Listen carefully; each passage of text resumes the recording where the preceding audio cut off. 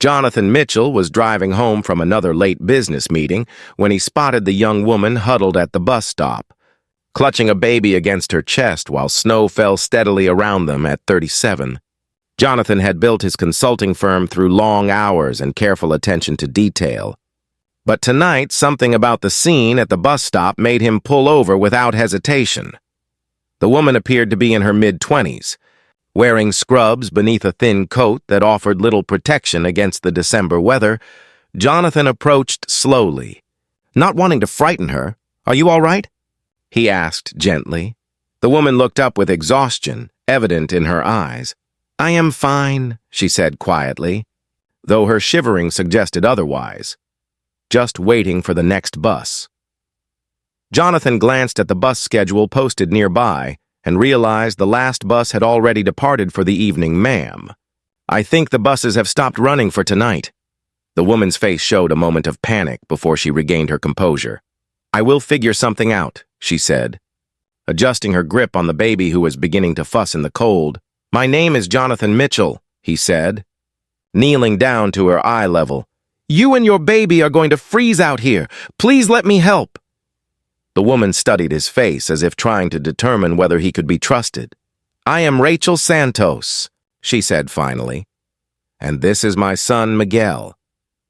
He is only 3 months old." Rachel explained that she had been working a double shift at the hospital and missed her usual bus. Her car was in the shop. She had no money for a taxi, and her phone had died during her shift. She lived 15 miles away with no way to get home. Jonathan felt his chest tighten as he recognized the impossible situation this young mother faced. "Come with me," he said firmly. "You and Miguel need to get out of this weather. I can drive you home." Rachel hesitated. "I do not want to be any trouble." "You have already been kind by stopping." Jonathan looked at Miguel, whose tiny face was red from the cold. "This is not about being kind," he said gently. "This is about making sure a baby stays safe and warm." The drive to Rachel's apartment revealed more about her circumstances. She worked as a pediatric nurse at Children's Hospital, often pulling extra shifts to cover her expenses. As a single mother, Miguel's father had left when she was pregnant, and she had been managing alone since his birth. Jonathan learned that Rachel lived in a modest apartment complex in a neighborhood that had seen better days, but her small home was clean and filled with evidence of her devotion to Miguel baby clothes, hung carefully on a makeshift clothesline, and educational toys sat organized in a corner despite the obvious financial constraints. "Thank you so much for the ride," Rachel said as they arrived at her building. "I do not know what we would have done without your help." Jonathan looked at this young woman who was working so hard to provide for her son while maintaining her dignity. "Despite difficult circumstances, Rachel," he said carefully, "I hope this does not sound presumptuous, but would you be willing to give me your phone number?" Rachel's expression showed surprise and caution. "Why would you want that?" "Not for the reason you might think," Jonathan said quickly.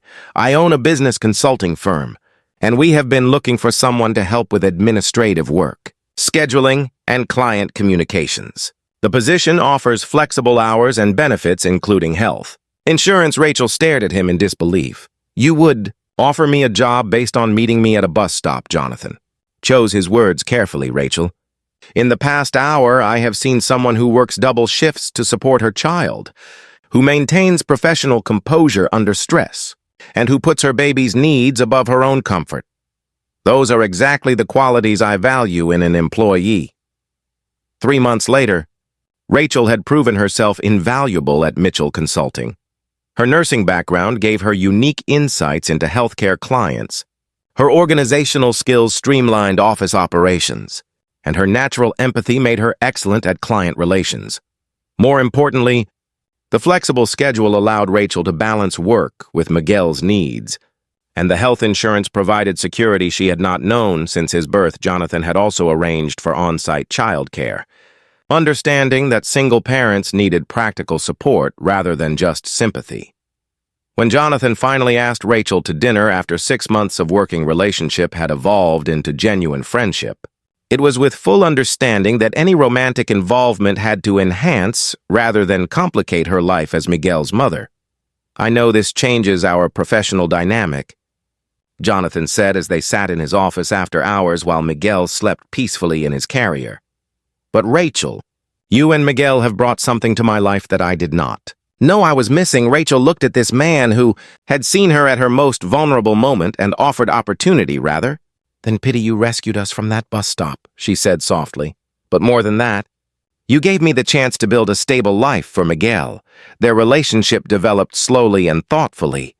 With Miguel's well-being always as the primary consideration, Jonathan proved to be naturally gifted with children, and Miguel responded to his patience and genuine affection when they married 2 years later. Miguel served as ring-bearer in a ceremony that celebrated not just their love, but their commitment to the family they had chosen to create together. The wedding was held at the hospital where Rachel worked, surrounded by colleagues who had watched their relationship develop with appreciation for its foundation of mutual respect. At the reception, Jonathan gave a speech about how sometimes the most important decisions we make happen in moments when we simply choose to stop and help someone who needs us. He spoke about learning that true success was measured not by business achievements, but by the strength of the relationships we build and the families we protect. Rachel, holding Miguel while accepting congratulations from guests, marveled at how a missed bus and a winter storm had led to the security and love she had stopped believing was possible for single mothers like herself. Years later, when Rachel established a program providing emergency transportation assistance for hospital workers, she would tell people that sometimes our most desperate moments become doorways to lives we never dared imagine. When the right person chooses compassion over convenience, the greatest gifts often come disguised as simple acts of human decency. When someone sees our struggle and responds not with judgment but with the understanding that we all need help sometimes, and that offering that help can transform everyone involved. If this story touched your heart, please like, share, and subscribe for more inspiring tales of unexpected kindness and the power of choosing compassion in everyday moments.